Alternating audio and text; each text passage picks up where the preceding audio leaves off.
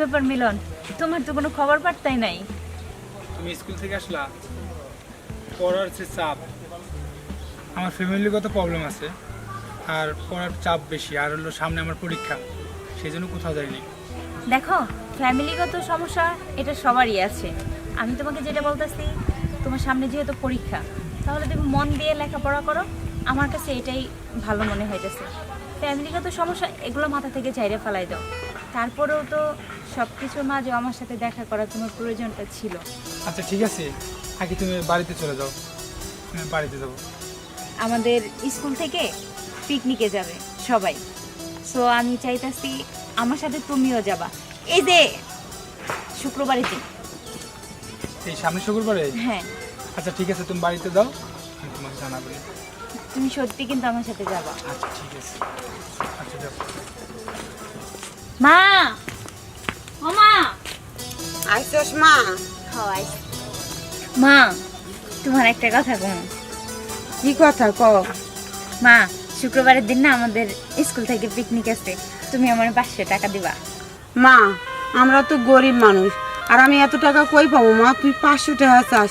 এমনিতে মানুষের বাড়ি আমি কাম কাজ করে খাই, তুই তো জানিস মা, আমার এত টাকা দেওয়া সম্ভব না মা। মা, আমি এত কিছু বুঝি না। গরিব বলে কি আমার কোনো সাদা লাভ থাকবো না? আমি এত কিছু জানি না। তুমি কই থেকে টিয়া দিবা, কেমনে টিয়া দিবা? আমি টাকা চাই। কই পামু মা? আমি এত টাকা কই পামু? দেখতো তুমি অভাবী সংসার, গরিব মানুষ, আমাদের কিছু আছে তোমরা আমি আইনা দিমু? মানুষের বাড়ি করে থাল দিয়ে ঘর ঝাড়ু দিয়ে করে ভাত আইনা খাই, তোরে কিছু খাওয়াই, আমি কই পামু বাবা এত টাকা? মা, তুমি যদি আমার এই 500 টাকা নাই না দাও, আমি আর স্কুলেও যাবো না। আমার যেদিকে 2 চোখ যায় আমি ওদিকে যাই মুগা। মা, আজকে তো তোর বাবা বাইসে থাকতো, আজকে এত তোমার কষ্ট করা লাগতো না, আর আজকে আমার এই দিনটাও দেখা লাগতো না। আচ্ছা মা, যাক, আমি তোরে হলো 500 টাকা তো দিতে পারবো না, কিছু ব্যবস্থা করে দিমুনি মা। দেখো, আমি এত কিছু জানি না। তুমি কই থেকে আমার টিয়া দিবা আমি তাও জানি না। তুমি যদি আমার টিয়া না দাও, আমি কালকে থেকে স্কুলেও যাবো না, পিকনিকেও যাবো না। আল্লাহ, আমারে গরিব দিছ কেন? আমার মায়েরা কোনোদিন কিছু চায় না, আজকে 500 টাকা যাচ্ছে, দেখি আমি এই বাড়িতে যা 500 টাকা পাই কি না। মা, আমার ভুল হয়ে গেছে। আমি মা বুঝতে পারি নাই যে আমার বাবা নাই, কারণ গরিব মানুষের কোনো স্বাদ আলাদ থাকতে নাই। মা, আমি ভুলে গেছিলাম। মা, তুমি আমার মাফ করে দাও মা। আমি আর কখনো তোমার কাছে টাকা পয়সা চাবো না মা। আমি আর পিকনিকে যাবো না মা, কিন্তু আমি স্কুলে যাবো মা। তুমি ঘরে নাও। আজকে 3 দিন হয়ে গেল দেখা নাই, পড়াশোনা আমার ভালো লাগে না। আর শুক্রবার আমার পিকনিকে নিয়ে যাবে, তাও তো দেখা নেই। কি হলো আর? আমি তো কি করবো কিছু বুঝতে পারতেছি না। কি ব্যাপার বন্ধু? হ্যাঁ আলামিন, তুই এদের মরমরা হ্যাঁ করেছিস কে? আরে বলিস না, আখিকে তো আমি কত ভালোবাসি তুই জানিস। 3 দিন ধরে আর দেখা পাচ্ছি না।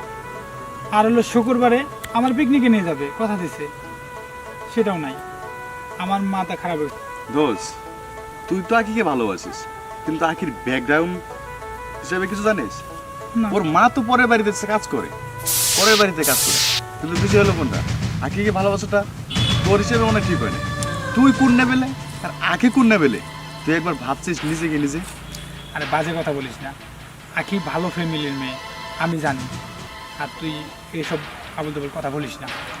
দোষ, আখিকে ভালোবাসাচ্ছে না বাসাটা ভালো, কেননা ও গ্রেট, আর মেয়েটা বেশি ভালো না।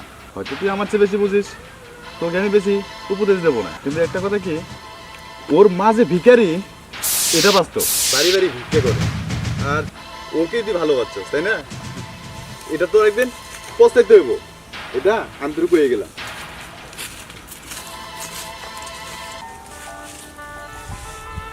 আলামিন যে কথাগুলো বললো,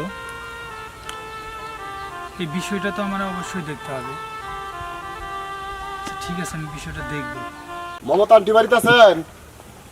হ্যাঁ, কে? আসসালামু আলাইকুম। ওয়ালাইকুম আসসালাম। আচ্ছা যাই হোক, আমি তো আসলে অনেক টাকা পয়সা আপনাদের দিলাম, বা আমার থেকে আপনি আনছেন, টাকা পয়সাগুলো তো দিতেছেন না। টাকা পয়সা তো এখন নাই রে বাবা, আর কয়দিন আমার সময় দিন। শোনেন, টাকা পয়সা ধৈর্য ধরার মতো সময় আমার নাই। আপনার আমি যেই টাকা দিছি অনেক টাকা দিছি। আর আজকে আপনার একটা কথা বলি, এই টাকাগুলো দেওয়ার অর্থ হইল আমি জানি যে আপনার ঘরে একটা মাইয়া আছে।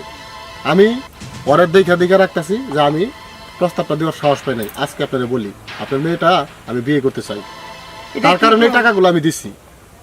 এটা তুমি কি কর বাবা? আর আমার মেয়েরে বিয়ে দেবো মানে আমার মেয়ে মতামত ছাড়া তো আমি এটা করতে পারি না। আর আমার মেয়ে তো কখনোই তোমার সাথে বিয়ে হবো না। আমি বলি তুমি টাকা পাও, টাকা নিবা, সময় মতো এসে টাকা নিয়ে যাবা। আমার টাকা পয়সা দ্বন্দ্ব দৌলত সম্পদ তার কম নাই। তোমার মেয়ে যদি আমার কাছে বিয়ে দেও সুখ শান্তিতে থাকবো। আচ্ছা আমার মেয়ের কাছে আমি যাই নেই, আমার মেয়ের না বললে আমি এটা কিছু করতে পারি না। মা, না তুই আইসস।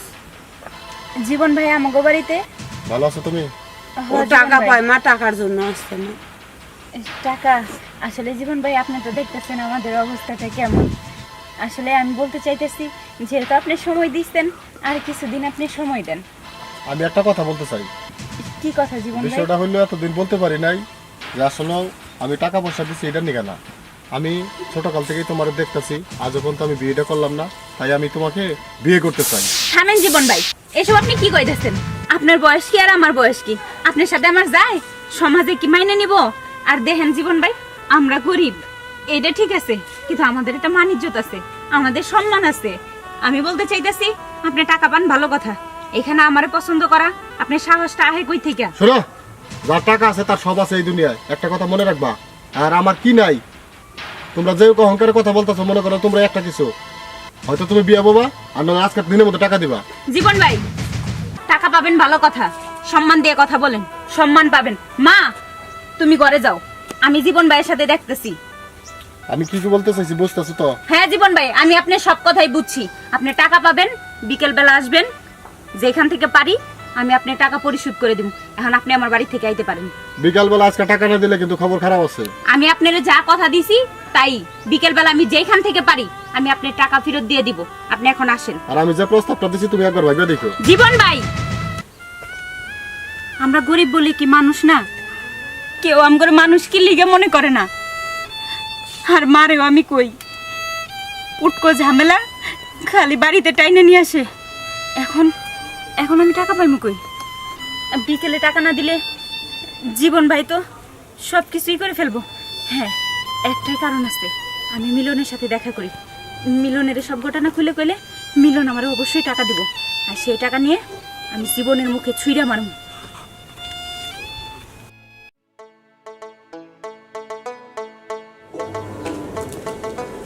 আকি বসো।